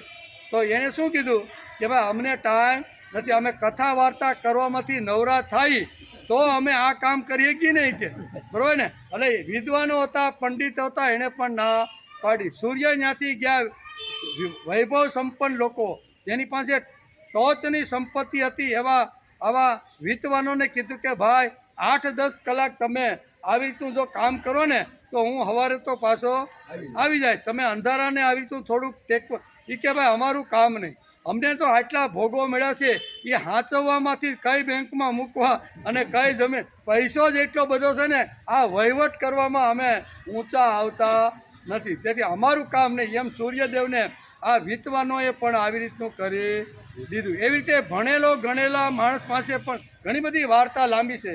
એ આપણે ઉપનિષદો જો વાંચીને તો એ ઉપનિષદની આ બધી વાર્તાઓ એમાં આ વાર્તા આવે છે. અને પછી એ બુદ્ધિમાન ભણેલા ગણેલા લોકો પાસે ગયા, એણે પણ બાના ઘણા બધા બતાવ્યા. અને એ વખતે દીપ અહીંયા સૂર્ય પાસે આવીને કહે છે કે તમે ચિંતા કરો નહીં. તમને વિદ્વાનોએ ના પાડી, વિદ્વાનોએ ના પાડી, ભણેલા ગણાએ તમે 7-8 કલાક સંભાળવા ના પડી. હું દીવાનો જ્યોત બનીને તમે આવો ને ત્યાં સુધી હું આ કામ કરીશ. એટલે દીવાનું મહત્વ 5000 વર્ષ પહેલાં જે ભગવાને જે આપ્યું ને, નહીંતર એમ થાય કે અત્યારે વિદ્યુતના ગોળા આવી ત્યાં જળતા શું કહેવાય સાપ દબાવો અને હજારો કેન્ડલ પાવર તમને આપે એવા જમાનામાં આવા ઘીના ટમટમિયા દીવાની શું જરૂર છે? પણ ભગવાન આપણને દીવાની જ્યોતનું ઉદાહરણ આપીને આ સમજાવે છે કે સૂર્ય અસ્ત થવાનો હતો એ સમયે કોડિયાએ કીધું કે ભગવાન તમે ચિંતા કરો નહીં, હું 7-8 કલાક બળતો રહીશ અને સમાજને આવી રીતનો તમે જેમ પ્રકાશ આપો છો ને એમ મારી શક્તિ પ્રમાણે હું ભલે નાનું ટમટમિયું બનીને અહીંયા આખા જગતને પ્રકાશ આપવાનો હું પ્રયત્ન કરીશ. દીવાની જ્યોત આપને આ સમજાવે છે. તેથી 5000 વર્ષ પહેલાં ભગવાને આ ગાયેલી વાત છે. આજના બુદ્ધિમાનો કે ભગવાને આ શ્લોકમાં કાંઈ ગડબડ કરી છે એવું ઘણીવાર ઘણા લોકો કહે. આપણે કહીએ કેમ? તો કે દીવાની જ્યોતની વાત કરી છે. બરાબર. હવે દીવાની જ્યોત 5000 વર્ષ પહેલાં ભગવાને કરી છે. તે કાળમાં કદાચ ઇલેક્ટ્રિસિટી નહીં હોય તેથી ભગવાને વાત કરી છે. પણ હવે તો આ જળ હલતું થઈ ગયું. એક બટન દબાવો અને તમારે સૂર્યની પણ જરૂર પડે નહીં. તેથી સૂર્યનું સ્થાન કોણ લેશે? દીપક કે હું લઈશ, તમે ચિંતા કરો નહીં. સૂર્યની માફક સતત હલકે સળગીને બળીને સર્વત્ર હું પ્રકાશ આપવાનું કામ જાતને બાળી નાખીશ. પણ તમે જ્યાં સુધી સવારે પ્રગટ નહીં થાવ ત્યાં સુધી હું પ્રકાશ મારી જાતને બાળીને આપીશ એમ કે. તેથી ધનવાનોએ ના પાડી, સત્તાધીશોએ ના પાડી, પોતાની ખુરશી સાચવવામાં પડેલા આવા જે રાજકારણીઓ હતા એણે પણ ના પાડી દીધી. વિદ્વાનોએ ના પાડી. વિદ્વાનો, પંડિતો, ભણેલા સત્તાધીશોએ બધાએ એમ કીધું કે ભાઈ આ કામ અમારું નહીં, અમે આ કરી શકીએ નહીં. ત્યારે નાનો એવો દીપક કે ભગવાન તમે ચિંતા કરો. આ બધા ભલે ખેરખાએ ના પાડી પણ હું એક નાનું કોડિયું બનીને તમારું નાનું એવું કામ જ્યાં સુધી હું ખલાસ થાય ને ત્યાં સુધી કરવા માટે તૈયાર છું. તેથી બુદ્ધિના ઘમંડમાં જેમનો પગ જમીનને અડતો નથી તે વળી સૂર્યનું સ્થાન લેવાના હતા. બધા સૂર્યનું સ્થાન લેવા તૈયાર નથી. ત્યારે નાનું એવું કોડિયું, માટીનું કોડિયું ભગવાન સૂર્યનારાયણને કહેશે કે તમે ચિંતા કરો નહીં. તમારું જે અધૂરું કાર્ય અથવા અંધકાર રૂપે તમે જે 8-8 કલાક જે વિદાય લેવાના છે ને તમારી જગ્યાએ હું આવીને ઊભો રહીશ. માટે આ કોડિયું ત્યાંથી યથાશક્તિ બળીને અંધકારને આગો રાખવાનું કામ ભગવાન હું કરીશ, તમે ચિંતા કરો નહીં. અંધકારને દૂર કરી પ્રકાશ આપનાર એ નાના કોડિયાને હું નમસ્કાર ન કરું? કરવા જોઈએ. શું છે? આવા નાના કોડિયાને નમસ્કાર ન કરું? કરવા જ જોઈએ. રોજ દીવો પ્રગટાતી વખતે શુભમ કરોતુ કલ્યાણમ આરોગ્યમ ધન સંપદમ શત્રુ બુદ્ધિ વિનાશાય દીપ જ્યોતિ નમસ્તુતે. આમ રોજ દીવાનો જ્યારે પ્રગટ કરી, જ્યારે દીવો પ્રગટાવી ભગવાનની સામે, ત્યારે માણસે આ શ્લોક બોલવો જોઈએ. તેથી માનવ જીવનો પ્રયાસ એટલે અસત્યમાંથી સત્ય તરફ. માનવી જીવનનો પ્રયાસ કેવો જોઈએ? તો કે અસત્યમાંથી સત્ય તરફ સમાજને લઈ જવાનો પ્રયાસ હોવો જોઈએ. અસત્યમાંથી સત્ય તરફ, અંધકારમાંથી પ્રકાશ માત્રનો પ્રયાસ કેવો જોઈએ? એ આપણે શ્રીમદ ભગવદ્ ગીતા સમજાવવાનો પ્રયત્ન કરે છે. અંધકારમાંથી પ્રકાશ તરફ, અસત્યમાંથી સત્ય તરફ અને મૃત્યુમાંથી અમર તત્વ તરફ લઈ જવાનો માણસનો પ્રયત્ન હોવો જોઈએ. ભગવાન આ શ્લોકની અંદર દીપનું ઉદાહરણ આપીને આ વાત બહુ સ્પષ્ટ રીતે સમજાવવા માગે છે. માનવનો પ્રયાસ અસત્યમાંથી સત્ય તરફ, અંધકારમાંથી પ્રકાશ તરફ તેમજ મૃત્યુમાંથી અમર તરફ લઈ જવા ન હોવો જોઈએ. તેથી યથા દીપો નિવાતસ્તો નૈંગતે સોપમાં સ્મૃતા, એમ ભગવાને બહુ સરસ રીતે આ શ્લોકની અંદર સમજાવવાનો પ્રયત્ન કર્યો છે. એટલે કે દીવાનું ઉદાહરણ આપી ભગવાને સમજાવ્યું કે આ પ્રવાસમાં માનવની જોડે દીપકની માફક સ્થિર રહી બળીને પ્રકાશ પાથરવાનો જીવ માત્રે જેની શક્તિ છે એ શક્તિ પ્રમાણે માણસે પ્રયત્ન કરવો જોઈએ. જે જીવાત્મા દીવાની જ્યોતની જેમ સ્થિર રહી મન પ્રભુમાં એકાગ્ર કરી જીવન પ્રકાશિત કર્યું છે, તે મહાપુરુષનું જીવન કેવું હોય છે તે દીવાની જ્યોત સાથે ભગવાને અહીંયા ઉદાહરણ આપીને સમજાવવાનો પ્રયત્ન કર્યો છે. જે સિદ્ધ પુરુષ જે થઈ ગયેલા છે તે અને સિદ્ધિ તરફ જે પ્રયાણ કરવાનો પ્રયત્ન કરે છે, પુરુષાર્થ કરે છે, મહેનત કરે છે, એનું જીવન કેવું હોય છે તો કે દીવાની જ્યોત જેવું.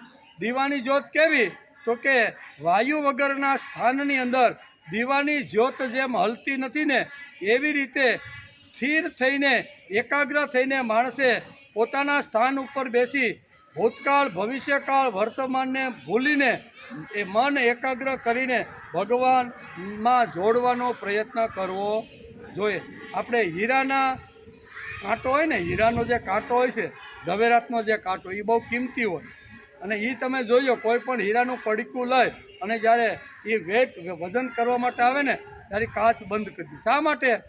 બહારની હવા પણ જાય ને તો નાનું એવું કેરેટ જેવું હોય ને તો પણ ઘણી મોટી ગડબડ થઈ જાય. કારણ કે એની કિંમત થોડી શાકભાજી છે. ઓલી શાકભાજીવાળા થાય ને, બાપા ટમેટા આપો ને કેટલા 1 કિલો, તો હાંસોડો આપણે 2 કિલો જેટલું બેહી ગયું હોય ને લઈ જાઓ કે પણ હોય 1.5 કિલો હે. એટલે આ ત્રાજુ કેનું છે? આ ત્રાજુ હીરાનું છે, રત્નનું છે. અને રત્નના જ્યારે જોખવાનો હોય ને ત્યારે બહારની હવા અંદર પ્રવેશ કરવી જોઈએ, તો જ રત્નને બરોબર આપણે વેટ એટલે કે વજન સારી રીતે કરી શકીએ. એવી જ રીતે દીવાની જ્યોત આવી રીતની હવા વગરના સ્થાનમાં જ્યારે દીવો મૂકી અને કોઈ પ્રકારની હવા એને ન લાગે અને દીવાની જ્યોત જેમ સ્થિર થઈ જાય એવી રીતે જ્યારે માણસ ધ્યાન ધરવા બેસે, ભક્તિ કરવા માટે બેસે ને ત્યારે એનું મન આવી રીતનું સ્થિર થઈ જવું જોઈએ. સ્થિર થયેલું જે મન છે એ ભગવાનમાં એકાગ્ર થાય અને ભગવાનની સાથે એનો સંબંધ બંધાઈ જાય. પછી અડધી કલાકનો હોય, પોણી કલાકનો હોય, 15 મિનિટનો હોય અને ઋષિઓને તો માથે રાફડા થઈ જાય ને ત્યાં સુધીના એના ભગવાન સાથેના સંબંધો આવી રીતના હોય છે. એટલે ધ્યાનનું મહત્ત્વ આ શ્લોકની અંદર દીવાની જ્યોતનું દ્રષ્ટાંત આપીને ભગવાને સમજાવવાનો પ્રયત્ન કર્યો છે. તે જીવાત્મા દીવાની જ્યોતની જેમ સ્થિર રહી મન પ્રભુમાં એકાગ્ર કરી જીવન પ્રકાશિત કર્યું છે. તે મહાપુરુષનું જીવન કેવું હોય તે ભગવાને આ શ્લોકમાં વર્ણન કર્યું છે. આવા મહર્ષિઓ, આવા મહાપુરુષો જગતમાં જ્ઞાનનો પ્રકાશ સતત ફેલાવતા રહે તે માટે અખંડ સ્વાધ્યાય દીપ પ્રગટાવવાની ખાસ જરૂર છે. સ્વાધ્યાયનો અખંડ દીપ પ્રગટાવવાની ખાસ જરૂર છે. જાત બાળીને જગતને અજવાળું આપનાર, સદા પ્રગટતા રહે, માનવને પ્રેમ, પ્રકાશ અને શાંતિ આપનાર તેમજ અન્યને નિજ જેવા બનાવનાર દીપને આજે આપણે નમસ્કાર કરવા જોઈએ. કારણ કે ભગવાને પોતાના સ્વમુખેથી દીપનું દ્રષ્ટાંત આપ્યું છે. એ કાળમાં ઘણા બધી સૃષ્ટિમાં ઘણું બધું હશે પણ બીજાને ધ્યાનમાં ન લેતા ભગવાને દીપને ધ્યાનમાં લીધું અને એનું દ્રષ્ટાંત આપીને ભગવાન કહેશે યથા દીપો નિવાતસ્તો નૈંગતે સોપમા સ્મૃતા યોગિનો યત ચિત્તસ્ય યુજ્યતો યોગમાત્મન. જે રીતે વાયુ વિનાના સ્થાનમાં રહેલી દીવાની જ્યોત ડોલતી નથી, યોગનો અભ્યાસ કરતા વશ કરેલા ચિત્તવાળા યોગીના ચિત્તની એવી જ ઉપમા ભગવાને આ શ્લોકમાં દ્રષ્ટાંત રૂપે ભગવાને આ આ દ્રષ્ટાંત આપીને સમજાવવાનો પ્રયત્ન કર્યો છે. ઘણી બધી વાતો છે. આજ આગળ ભગવાન અહીંયા ધ્યાન યોગ, કારણ કે હાલે છે કયો ધ્યાન યોગના ઘણા બધા શ્લોકો અહીંયા આત્મસંયમ યોગ એટલે છઠ્ઠા અધ્યાયમાં ભગવાને ધ્યાનની જ વાત ભગવાને સમજાવી છે. આગળની વાતો ઘણી બધી છે, એનો વિચાર આપણે આવતીકાલે 20મા શ્લોકમાં પણ ભગવાન ધીમે ધીમે આપણને આગળ લઈને દૃષ્ટાંતો આપીને સમજાવવાનો પ્રયત્ન કરે છે. આવતીકાલે આપણે આવશું ત્યારે આ શ્લોકનો વિચાર